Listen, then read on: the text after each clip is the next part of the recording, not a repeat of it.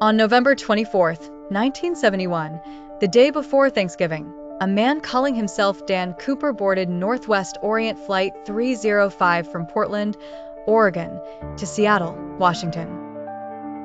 He was calm, polite, well-dressed, and about to pull off the only unsolved skyjacking in U.S. history.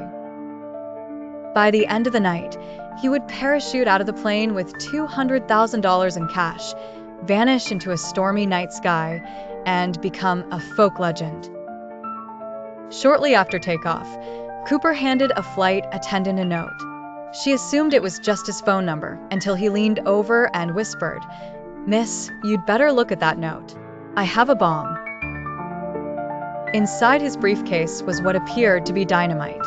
Cooper demanded $200,000 in cash, worth over $1.5 million today, for parachutes a fuel truck standing by in Seattle for a getaway flight. The airline, cooperating with the FBI, paid the ransom when the plane landed. Cooper let the passengers go, but kept the crew on board. He then instructed them to fly to Mexico City at low altitude, with the back stairs lowered and the cabin unpressurized, ideal for a parachute jump. Somewhere over the dense forests of Washington state, in stormy weather and total darkness, D.B. Cooper jumped out of the plane with the money strapped to him. He was never seen again. The FBI launched one of the most extensive manhunts in history, combing forests, rivers, and rural airstrips. No confirmed trace of Cooper was ever found.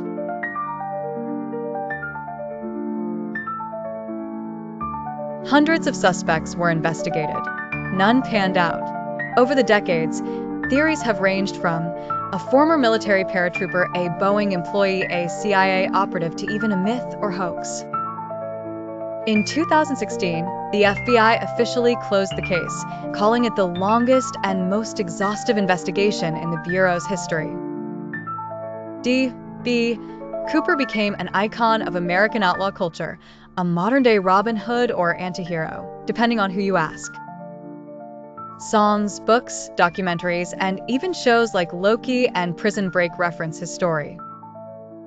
To this day, no one knows if Cooper survived the jump, if he died in the woods, or if he lived out his days in peace, rich, anonymous, and watching the world chase his ghost.